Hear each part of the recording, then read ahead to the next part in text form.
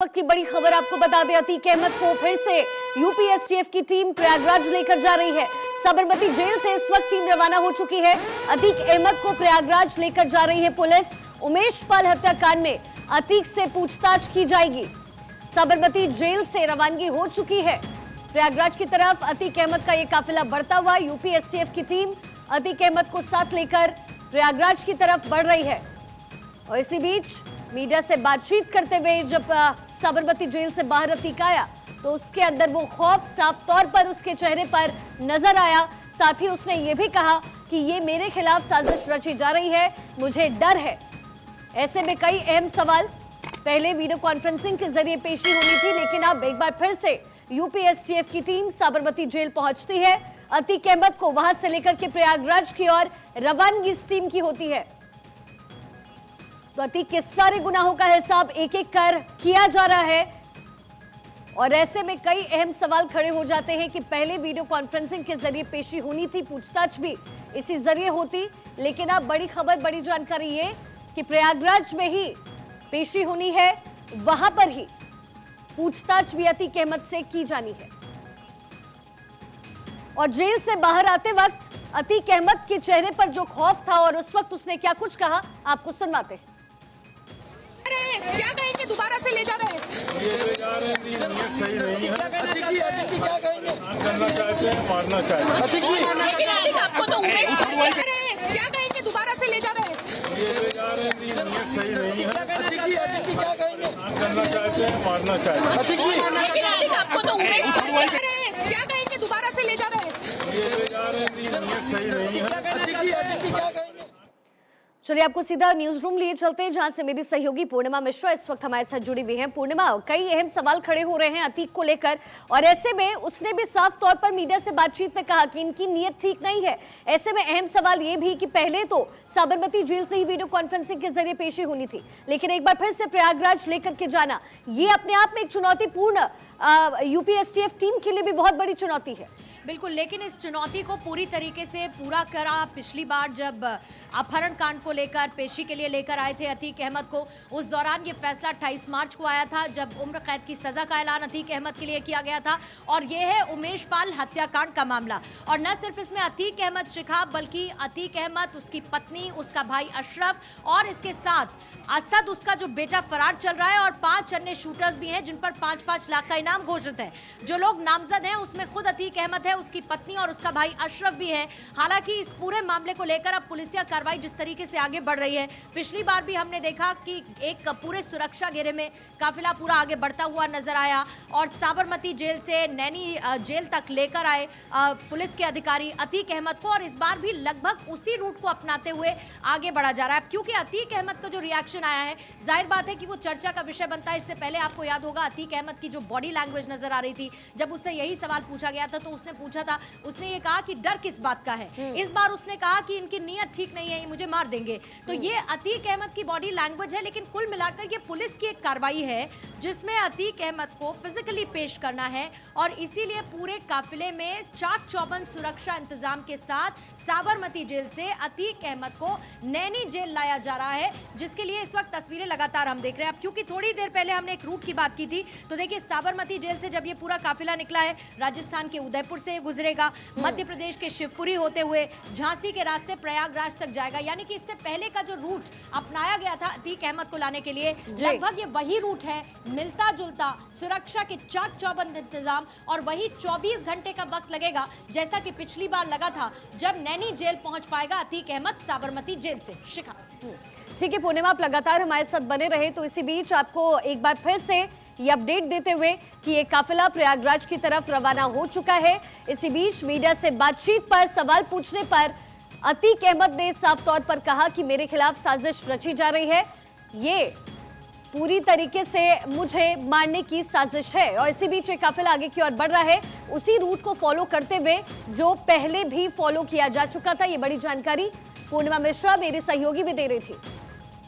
वेद भूषण पूर्व एसीपी हमारे साथ इस वक्त जुड़ गए। सर, बहुत स्वागत है आपका भारत 24 पर। सर, अतीक की पेशी होनी है और ऐसे में अब सब यही सवाल पूछ रहे हैं और हर तरफ यही सवाल पूछे जा रहे हैं कि चुनौतीपूर्ण भी है यूपी एसटीएफ के लिए उसे वापस लेकर के जाना, और ये बड़ा फैसला आखिर लिया क्यों गया है?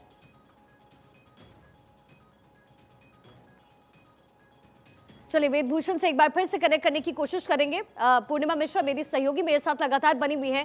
पूर्णिमा, जैसे मैं और आप बात कर रहे थे कि चुनौतीपूर्ण यूपी एसटीएफ के लिए भी है, हालांकि पिछली बार बड़ी बखूबी जेल से शिफ्ट किया गया, वापस साबरमती लाया गया, लेकिन ऐसे में अभी भी चुनौती बहुत सारी बनी हुई है, क्योंकि अतीक अहमद के पीछे जो पत्नी जो फरार चल रही है, पूरा खानदान जो इस पूरे मामले में संलिप्त रहा है, कहीं ना कहीं उनकी पकड़ बहुत ज्यादा मजबूत रही है। इसलिए भी यूपी पुलिस के लिए बहुत बड़ी चुनौती है, और खास तौर से प्रयागराज और उसके आसपास जिलों में जिस तरीके से अतीक अहमद का वर्चस्व देखने को मिला है, उसकी दहशत हमेशा से बनी रहती रही है। लेकिन उत्तर प्रदेश सरकार की तरफ से जो एक नीति या ये कह लीजिए जीरो टॉलरेंस की जो नीति थी गैंगस्टर्स को लेकर लागू की गई, उसके बाद से लगातार ये देखने को मिला। और अतीक अहमद जब से साबरमती जेल में बंद है, ये देखा कि अतीक अहमद का वो वर्चस्व, वो दहशत काफी कम होती हुई नजर आई। और जाहिर बात है, ऐसे में उमेश पाल ने आवाज अपनी ऊंची की, अपनी आवाज को, सच को सबके सामने लाने के लिए एक लंबी लड़ाई लड़ी। लेकिन बीते फरवरी महीने में जब उमेश पाल की हत्या की जाती है, तो उसमें अतीक अहमद नामजद है।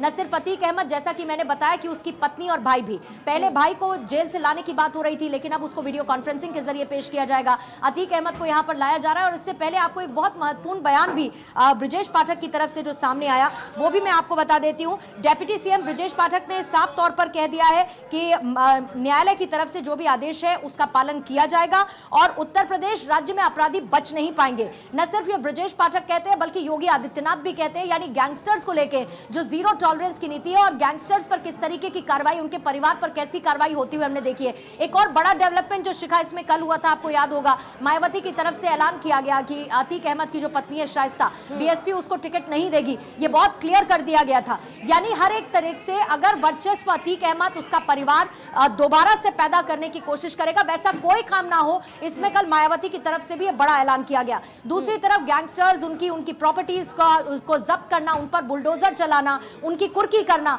ये हमने लगातार बीते कुछ वक्त में उत्तर प्रदेश में होता हुआ देखा। यानी कि बहुत साफ है कि किसी भी गैंगस्टर्स, किसी भी अपराधी के लिए उत्तर प्रदेश में उसके खौफ के लिए कोई जगह नहीं है। और ये हमने ऑन एक्शन चीजें, तस्वीरें साफ साफ देखी भी हैं। ठीक है पूर्णिमा, आप लगातार हमारे साथ बने रहे। अवनीश विद्यार्थी मेरे सहयोगी भी इस वक्त मेरे साथ जुड़ गए, साथ ही विमल भी इस वक्त मुझे स्क्रीन पर दिखाई दे रहे हैं। अवनीश, आपके पास आते हुए, ये पूरी कार्रवाई अतीक अहमद को लेकर के जिस तरीके से यूपी पुलिस की तरफ से की गई, यूपी सरकार की तरफ से की गई, जो पॉलिटिकल एंगल इसमें क्रिएट हो रहा था, ये तो पूरी तरीके से खत्म हो गया। लेकिन अब सबसे बड़ा सवाल ये है कि न्याय आखिर किस तरीके से मिलेगा, क्योंकि एक लंबा इंतजार उमेश पाल का परिवार भी कर रहा है। देखिए, लंबा इंतजार तो हो गया। अब 150 से ज़्यादा मुकदमे हैं और उसमें इतना लंबा इंतजार करना पड़ा। आज तक किसी मामले में अतीक अहमद को सजा नहीं हुई थी। आप इसी से अंदाजा लगा लीजिए कि उसका राजनीतिक रसूख किस तरीके का था, अदालतों में भी उसका अपना प्रभाव किस तरीके से था कि वो इन मामलों में लगातार तारीख पर तारीख डलवाता था। जेल उसके लिए एक सुरक्षित ठिकाना था जहां रह करके वो अपने आपराधिक साम्राज्य को डील करता था। अशरफ और अतीक ने प्रयागराज या नैनी या उत्तर प्रदेश की करीब दर्जन भर से ज्यादा जेलों का सफर किया और उन जेलों के माध्यम से प्रयागराज और आसपास की सत्ता को चलाया है। न सिर्फ राजनीतिक सत्ता को बल्कि आर्थिक सत्ता को चलाया है। और उस आर्थिक सत्ता का जब हम एक वानगी देख रहे हैं तो 800 करोड़ 900 करोड़ 1000 करोड़ की संपत्ति कुर्क हो जा रही है, जब्त हो जा रही है। उसके बावजूद भी इनका आर्थिक साम्राज्य नहीं टूट रहा, इनका राजनीतिक रसूख प्रभावित नहीं हो रहा। एक के बाद एक इतना दुस्साहस है कि हत्याकांड को अंजाम दे रहे हैं, ये जानते हुए कि इस हत्याकांड के बाद क्या होगा। उत्तर प्रदेश से विधानसभा का सत्र चल रहा होता है और 24 फरवरी को उमेश पाल की हत्या कर दी जाती है सरेआम। और उस हत्याकांड में भी अपने बेटे को वो जो है शामिल करता है नेतृत्व करने के लिए, ताकि उसकी लॉन्चिंग की जा सके। आप अंदाजा लगाइए, सिलसिलेवार तरीके से खुद एक हत्याकांड से प्रयागराज और आसपास के इलाके के आपराधिक इतिहास में आपराधिक साम्राज्य पर काबू पाने वाला अतीक अहमद अपने भाई को अशरफ को राजू पाल हत्याकांड के माध्यम से लॉन्च करता है और उमेश पाल की हत्या के कांड के माध्यम से अपने बेटे असद को लॉन्च करता है। तो आप एक समझिए, इस तरह के हत्याकांडों को एक लॉन्चिंग पैड के तौर पर इस्तेमाल करता है अतीक अहमद। और इस मामले में भी यही हुआ। अब जब घेराबंदी उसकी हो रही है, अब आप देखिए अभी खबर आ रही है कि उसकी बहन जो नूरी जिसको मुलजिम बनाया गया था, अब उसने सरेंडर अर्जी डाली है वहां पर अदालत में। 13 तारीख को उसमें सुनवाई होनी है। तो अलग अलग महिलाएं, यहां तक कि परिवार के नाबालिग बच्चे भी मुलजिम हैं। आप सोचिए, 2 नाबालिग बच्चे भी बाल संरक्षण गृह में हैं, जिनकी भूमिका भी इस मामले में बताई जा रही है। मां की भूमिका, जो जिसको गॉड मदर के तौर पर जो है पूरा गैंग जो है वो डील करता था। अतीक अहमद के साबरमती यानी गुजरात जाने के बाद साम्राज्य को पूरी तरीके से चलाती थी शाइस्ता परवीन, उस पर भी 50,000 रुपए का इनाम है। जो मजला बेटा है उसके ऊपर 5 लाख रुपए का इनाम है, साथ में 4 शूटर्स हैं जिन पर इनाम है। तो ये एक पूरा आपराधिक साम्राज्य है अतीक अहमद का, और उस पर शिकंजा पाने के लिए काफी मशक्कत करनी पड़ी है। और शायद इसीलिए आसपास के अपराधी, आसपास के गवाहों को जोड़ने में, सजा दिलाने में तो कामयाबी मिल रही है, लेकिन अब तक उन 5 शूटर्स को गिरफ्तार करने में इसमें अतीक का बेटा भी शामिल है, अब तक नाकाम रही है पुलिस। और ये सबसे बड़ा फेलियर है जिसको लेकर के लगातार पुलिस कोशिश कर रही है। और इसीलिए अतीक अहमद को अब जब यहाँ पर प्रवेश किया जा रहा है, कार्रवाई की जा रही है। पेशी के लिए रवानगी यूपी एसटीएफ टीम की इस वक्त हो चुकी है। और इसी बीच उमेश पाल की मां और पत्नी ने क्या कुछ कहा है, इस पेशी पर आपको सुनाते हैं। तो सरकार उसको बुला रही है, अब किस लिए बुला रही, पूछताछ करेगी या क्या करेगी, अब हमें तो शासन पता नहीं। अच्छा, तो हत्याकांड के लिए ले आ रही है, तो अपना जो भी हो कड़ी से कड़ी कार्रवाई करे, पूछताछ करे, वो क्या कबूलता है क्या नहीं कबूलता। लेकिन जो मेरे बेटे के जो सीसी कैमरे में दिखाई दे रहे हैं जिन्होंने हत्या की है, मेरा यही कहना है कि उससे कबूलवाएं और जो हत्यारे हैं उनको पकड़ें और उनको भी मुतबा। मुख्यमंत्री जी को मैं धन्यवाद दूंगी क्योंकि जो कार्रवाई वो करवा रहे हैं या कर रहे हैं, क्योंकि ये मेरे हाथ में तो है नहीं। मांग करूंगी कि जो इन्होंने मेरे आदमी और मेरे 2 गनरों की हत्या करवाई है, इस तरह से इनकी जो पूछताछ होगी, पूछताछ जो करना कार्रवाई करें। लेकिन मैं बस यही मांग रही हूँ कि इनकी भी इसी तरह से हत्या कराई जाए, कि कम से कम इन्हें भी आभास हो कि किसी के जीवन को खत्म करना किस तरह से। तो देखिए, एक लंबा इंतजार उमेश पाल के परिवार को है। मां और पत्नी को इस वक्त आप सुन रहे थे। विमल श्रीवास्तव मेरे सहयोगी प्रयागराज से इस वक्त जुड़े हुए हैं। विमल, वहां पे किस तरह की तैयारी की गई है, क्योंकि एक चुनौती यूपी पुलिस के लिए जितनी ज्यादा ये पूरा सफर को लेकर के है, उतना ही ज्यादा वहां उसको रखने को लेकर के भी है। वहां पर क्या कुछ हुआ है इंतजाम?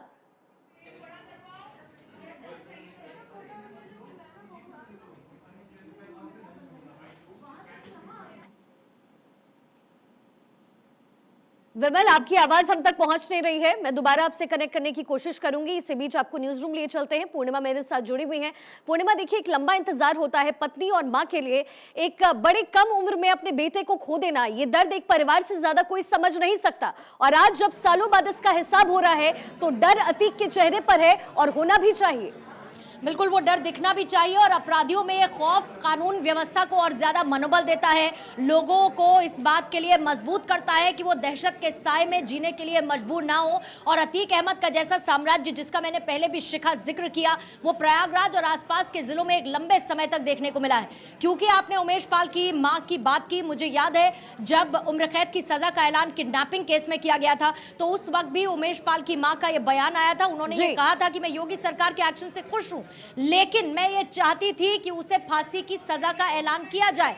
जाहिर बात है, अब इसमें कोर्ट की तरफ से पहले बी वारंट जारी किया गया था, साबरमती जेल में उसे पेश किया गया, उसके बाद कोर्ट ने उसकी अनुमति दी, फिर उसके बाद पूरा प्रोसेस पूरा हुआ, मेडिकल हुआ, अतीक अहमद का मेडिकल में वो फिट पाया गया। और उसके बाद दोपहर 2:30 बजे के आसपास हमने देखा ये काफिला नैनी जेल की तरफ बढ़ता हुआ नजर आया। जैसा कि मैंने आपको बताया, 22 से 24 घंटे का ये रास्ता है, और वहां पर यह होगा कि अब कोर्ट में पेशी के साथ ही रिमांड लेने की कोशिश अतीक अहमद की जाएगी, ताकि उमेश पाल हत्या मामले में, हत्याकांड मामले में उससे पूछताछ की जा सके, जिसमें नामजद आरोपी है अतीक अहमद, उसकी पत्नी, उसका भाई, उसका खुद का बेटा, जो सीसीटीवी में रिकॉर्ड हुआ था जब शूटर्स गोली मार रहे थे उमेश पाल को। जी ठीक है पूर्णिमा, आप साथ बने रहे। हमारे अरविंद जैन, पूर्व डीजीपी यूपी के हमारे साथ जुड़ गए। सर, बहुत स्वागत आपका भारत 24 पर। लेकिन सर, एक लंबा वक्त लग गया, justice delayed is justice denied कहते हैं, लेकिन यूपी सरकार जिस तरीके से कार्रवाई कर रही है, एक एक का हिसाब किया जा रहा है, ये कहीं ना कहीं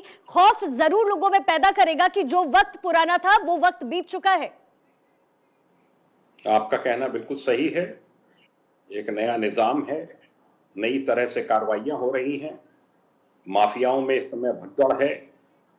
ये इसने बहुत बड़ी एक हिमाकत की थी, जिस प्रकार की जिस तरह की घटना को इसने प्रयागराज में अंजाम दिया था, जिसमें हमारे 2 गनर भी मारे गए थे। और इसमें कठोर से कठोर कार्रवाई होनी चाहिए, एक ऐसी कार्रवाई होनी चाहिए जो नजीर बने और माफियाओं के लिए, और वो 10 बार सोचें कि इस प्रकार का गुनाह करने पर उनको क्या सजा मिलेगी। अभी तो कार्रवाइयां प्रारंभ हुई हैं, अभी तो मुख्य शूटर पकड़े जाने हैं। ये भी जब आएगा, पुलिस कस्टडी रिमांड पे लिया जाएगा, तो बहुत सी घटनाओं का, बहुत से जो इसमें बीच बीच में कुछ गैप्स हैं उनको पूरा करेगा। बहुत सी घटनाओं के बारे में इससे पूछा जाएगा, उसका खुलासा होना चाहिए। बहुत महत्वपूर्ण है ये पुलिस कस्टडी रिमांड पे लिया जाना और इसका 161 के तहत बयान दर्ज किया जाना इन्वेस्टिगेटर्स के लिए परम आवश्यक था, इसीलिए इसको यहाँ पे लाया जा रहा है। इसी वजह से यूपी पुलिस इतनी कवायद कर रही है कि गाड़ियां लेकर फिर गए हैं, लेकर आ रहे हैं। पुलिस के लिए भी परेशानी का सबब बनता है, पर कानून के हित में ये कार्रवाइयां हो रही हैं। इससे पब्लिक को दिखाई पड़ता है कि अभी तक जो पब्लिक दहशत में रहती थी, अब ये माफिया दहशत में है और उसको साधारण अपराधी की तरह एक प्रिजन वैन में लाया जा रहा है। मेरे सहयोगी पूर्णिमा मेरे साथ जुड़ी हुई है। पूर्णिमा, आप कुछ सवाल पूछना चाह रही हैं? अरविंद जी, एक तरफ जहां पर हम ये कह रहे हैं कि पुलिस के लिए ये एक जाहिर है कि बड़ी चुनौती भी है वापस लाना। पहले ये चर्चा चल रही थी कि वीडियो कॉन्फ्रेंसिंग के जरिए पेशी होगी, लेकिन उसमें अतीक अहमद की बॉडी लैंग्वेज को सर आप कैसे रीड कर पाते हैं? और ये जाहिर बात है कि कानून व्यवस्था के और एक बेहतर तस्वीर दिखाता है। जब पहले उसने कहा था डर किस बात का, आज वो ये कहता है कि इनकी नीयत ठीक नहीं है, ये मुझे मार देंगे। वो भले ही परसेप्शन कुछ भी सेट करने की कोशिश करता हूं, लेकिन अतीक अहमद के नाम की दहशत और अतीक अहमद का ये कहना ये बताता है कि कानून व्यवस्था कितने बेहतर तरीके से लागू की जा रही है, कितने बेहतर तरीके से आगे बढ़ रही है और उसमें किसी भी अपराधी को बख्शा नहीं जाएगा। आपका कहना बिल्कुल सही है पूर्णिमा जी। आपने देखा उस समय कोर्ट में क्या माहौल था जब इसको सजा का ऐलान हुआ। पूरे प्रयागराज में आसपास के जनपदों में खुशी मनाई गई। वकीलों ने उसका किस प्रकार से स्वागत किया। पहले ये कोर्ट में जाता था तो वहां पे लोगों को सांप सूंघ जाता था। जजेस जो हैं वो रिक्यूज कर लेते थे सुनवाई से, वकील पेश नहीं होते थे, गवाह को हिम्मत नहीं करता था कि इनके खिलाफ गवाही दे सके। अब सब कार्रवाइयां हो रही हैं। एक केस में सजा हो चुकी है, बहुत से केस हैं जिनमें अब ट्रायल जो है समाप्त है, सजाओं का ऐलान होगा। हर बार इसको लाया जाएगा कोर्ट में और प्रस्तुत किया जाएगा कि आपको सजा, आप दोषी पाए जाते हैं, उसके बाद उसकी मौजूदगी में सजा का ऐलान होगा। अब वो एक कन्विक्ट है, लाइफ इम्प्रिजनमेंट उसको हो चुका है, पर पूरी कड़ियां अभी जोड़नी शेष हैं कि इस क्राइम में और कौन कौन शामिल थे। परिवार के भाई बहन, बेटे, पत्नी, उनके रिश्तेदार और कौन कौन शूटर्स, प्रोफेशनल शूटर्स इसमें शामिल रहे हैं, क्योंकि कोई भी इस गुनाह से बचना नहीं चाहिए। सही दिशा में तफ्तीश हो रही है। हाँ, ये जरूर है कि कुछ मुख्य अपराधियों की गिरफ्तारी में विलंब हो रहा है, पर पुलिस लगी हुई है, वो भी दर दर भाग रहे हैं। कब तक भागेंगे? कानून के शिकंजे में अवश्य आएंगे। बिल्कुल अरविंद जी, और देखिए जिस तरीके से पहले भी साबरमती जेल से नैनी जेल तक पहुंचाया गया, वापस साबरमती से प्रयागराज की तरफ लाना, और फिर जब अतीक की बातचीत मीडिया से हुई, मीडिया को फौरन देखते ही पहले भी जब उसे लाया गया था तो उसने थैंक यू कहा मीडिया को, क्योंकि मीडिया लगातार उसे फॉलो कर रही थी और कहीं ना कहीं एक सेंस ऑफ कंटेंटमेंट उसके अंदर था। आज मीडिया से बातचीत करते हुए वो डर, वो जो खौफ है अरविंद जी, वो साफ तौर पर देखा जा रहा था। अतीक कितना डरा हुआ था, क्योंकि उसे पता है कि अब वो कहीं से भी बच नहीं सकता। उसके गुनाहों का हिसाब इस बार तो यूपी सरकार करके रहेगी। उसको ये बात पता है कि अब कहीं से भी उसको संरक्षण नहीं मिलना है। उसने 2 कांस्टेबल्स की हत्या की है, गनर्स की। पूरी यूपी पुलिस इस समय कटिबद्ध है कि इसके खिलाफ कठोर से कठोर कार्रवाई इसके पूरे गैंग के खिलाफ की जाएगी, उनको नेस्तनाबूद किया जाएगा। उसी दिशा में काम चल रहा है और मैं समझता हूं कि जैसे जैसे शूटर पकड़े जाएंगे, जैसे जैसे शरणदाता पकड़े जाएंगे, जो हमारी ये पुलिस की गिरफ्त में और आते जाएंगे। अभी इसने जो है बहुत से जो इसके धंधे थे, बेनामी संपत्तियां हैं, धीरे धीरे और सबका पता चल रहा है। अभी कुछ मेरठ, नोएडा, ग्रेटर नोएडा की जानकारियां हुई हैं। ये सब पे कार्रवाई चलती रहेगी। ये देखिए, जो कार्रवाइयां एक गैंग पर हो रही हैं, उसको ये सिर्फ नहीं माना जाना चाहिए कि इसके ऊपर इतनी एनर्जी वेस्ट हो रही है।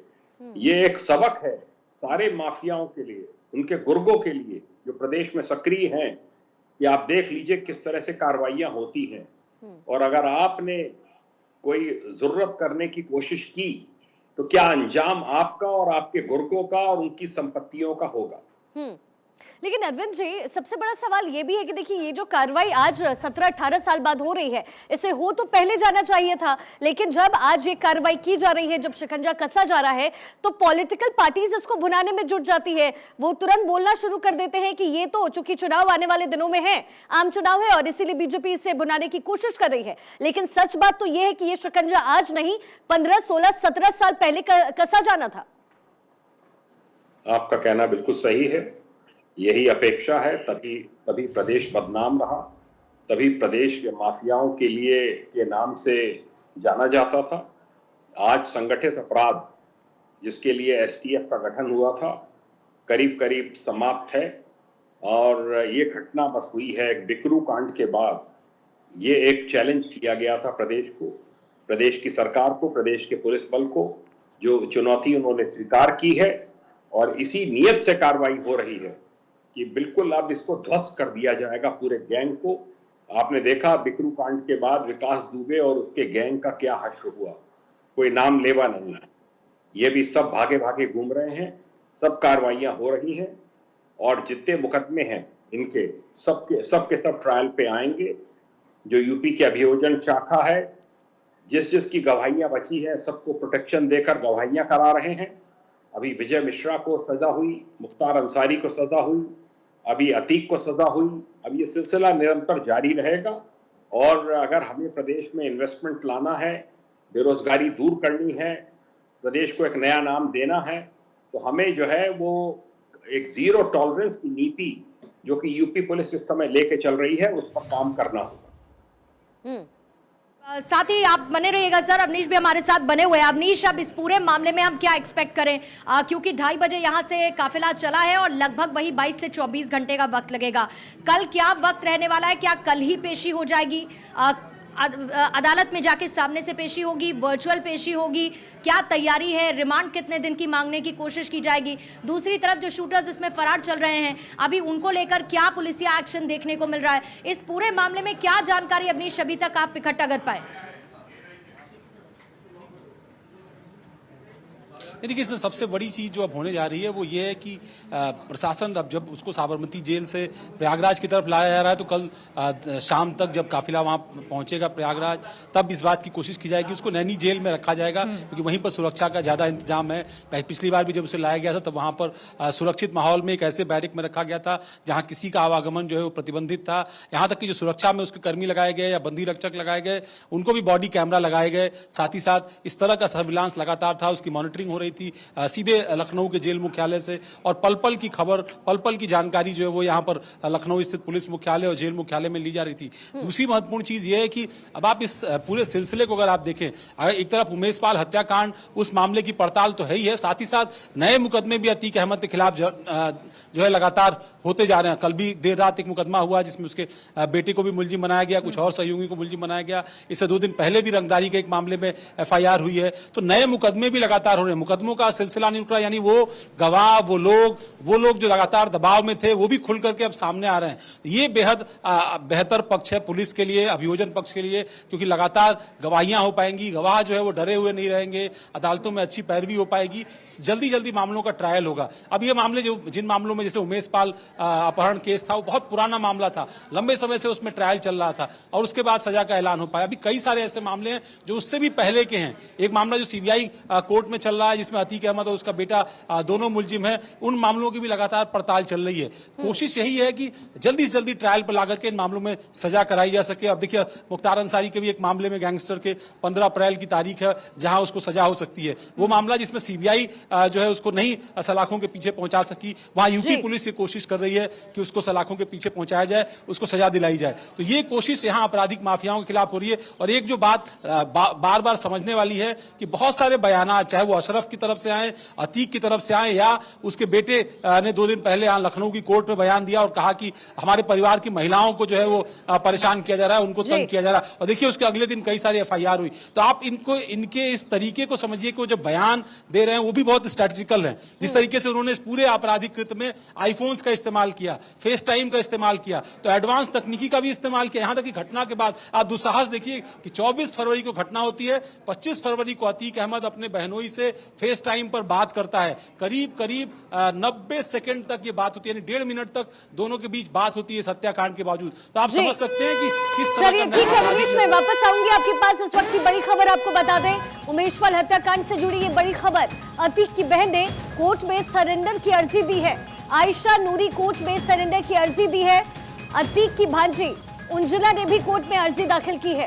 सीजेएम कोर्ट में वकील के जरिए सरेंडर अर्जी दी गई। 13 अप्रैल को कोर्ट सरेंडर अर्जी पर सुनवाई करने वाला है। तो लगातार पूरे परिवार पर यूपी पुलिस का शिकंजा कसता हुआ उमेश पाल हत्याकांड से जुड़ी ये बहुत बड़ी खबर। अतीक की बहन ने कोर्ट में सरेंडर की अर्जी दी है। साथ ही आयशा नूरी कोर्ट में सरेंडर की अर्जी उनकी तरफ से दी गई। अतीक की भांजी उंजुला ने भी कोर्ट में अर्जी दी है। इसी बीच एक और बड़ी जानकारी, अतीक के भाई अशरफ से जुड़ी ये बड़ी खबर। वीडियो कॉन्फ्रेंसिंग से होगी अशरफ की पेशी, यानी अशरफ को प्रयागराज नहीं लाया जाएगा। 17 अप्रैल को वीडियो कॉन्फ्रेंसिंग के जरिए पेशी अशरफ की जाएगी। पिछली बार अशरफ की पेशी टल चुकी थी, लेकिन अब 17 अप्रैल को ये पेशी वीडियो कॉन्फ्रेंसिंग के जरिए होनी है। रास्ते में तबियत खराब होने से ये पेशी टल गई थी, लेकिन अब 17 अप्रैल को वीडियो कॉन्फ्रेंसिंग के जरिए अतीक के भाई अशरफ की पेशी होगी। मेरे सहयोगी अवनीश लगातार हमारे साथ जुड़े हुए हैं।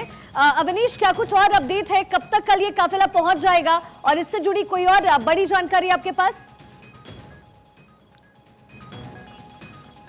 देखिए, एक तो इसी मामले में जिस मामले में उसकी बहन और भांजी ने जो है वो सरेंडर अर्जी दी है, ये मामला बेहद महत्वपूर्ण इसलिए है क्योंकि इस पूरी कड़ी में जब हत्यारों ने इस पूरे घटनाक्रम को अंजाम दिया और उसके बाद शूटर्स, इसमें असद भी शामिल था, इन लोगों ने अपनी बहन और यानी अपनी बुआ से संपर्क किया और इसके अलावा जो अतीक का बहनोई अखलाक, डॉक्टर अखलाक, उससे संपर्क किया गया। दिल्ली से एक आदमी को भेज करके बाकायदा जो है पैसे मंगवाए गए दिल्ली में। इसके अलावा जो व्यक्ति गया, जो शूटर गया वहां पर मिलने के लिए, सीसीटीवी फुटेज सारी प्रशासन के पास है एविडेंस के तौर पर। उस एविडेंस से बहुत साफ तौर पर दिखाई दे रहा है कैसे भांजी जो है वो दरवाजा खोलती है, फिर किस तरीके से बैग्स का आदान प्रदान होता है, कैसे जो शूटर्स के साथ बैठ करके अतीक की जो बहन है यानी जो इसकी असद की बुआ है वो बैठ करके बात कर रही होती है। तो ये तमाम सारा घटनाक्रम एविडेंस के तौर पर सामने है और इसीलिए अब जब एफआईआर इस मामले में पुलिस ने सख्ती करते हुए की है तो अब सरेंडर अर्जियां भी सामने आ रही हैं। कोशिश यही है प्रशासन की भी इस मामले में, काफिला जैसे जैसे आगे बढ़ेगा और भी बहुत सारी अपडेट इस मामले को लेकर सामने आएंगे, लेकिन जिस तरह के सुरक्षा अमला साथ में लगाया गया, अतीक अहमद के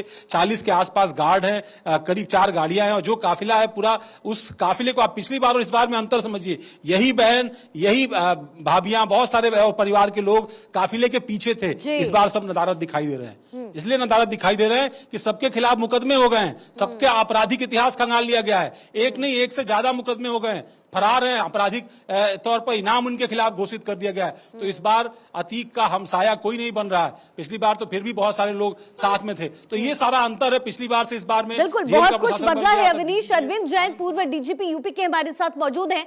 अरविंद जी, जिस तरीके से अवनीश मेरे सहयोगी जिक्र कर रहे थे कि देखिए एक ही हफ्ते 10 दिन में कितना कुछ बदल गया और आप इस बात को अच्छी तरीके से समझ सकते हैं कि यूपी में क्या बदला है। यूपी में यही बदला है कि ऐसे गैंगस्टर जिनके ऊपर कार्रवाई सालों पहले हो जानी चाहिए थी, इतना लंबा वक्त लग गया, लेकिन अब ये कार्रवाई की जा रही है और वो यूपी सरकार कर रही है, योगी सरकार कर रही है।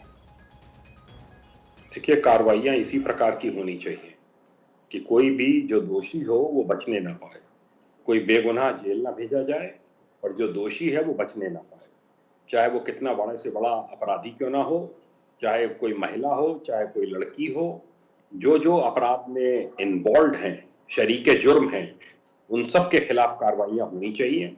पिछली बार हमने देखा था कि इसकी बहन और भांजियां किस प्रकार से एस्कॉर्ट कर रही थी और ये ऐसा नहीं है कि ये पहली बार क्राइम में शामिल है। इस परिवार की महिलाएं सब शरीके जुर्म हैं, सब संरक्षण देती हैं, अपराधियों को रखती हैं अपने यहाँ, उनको सुविधाएं उपलब्ध कराती हैं और ये सब अतीक के इशारे पर है। पूरा खानदान इसमें लिप्त है और जितने भी हैं, इसीलिए तो अरविंद जी पूरे परिवार पर कार्रवाई यूपी सरकार की तरफ से किया जा रहा है। बहुत बहुत शुक्रिया अरविंद जी हमारे साथ जुड़ने के लिए। और अवनीश, फिलहाल आपका भी बहुत शुक्रिया, आपके पास मैं वापस आऊंगी अपडेट के लिए। इसी बीच एक बड़ी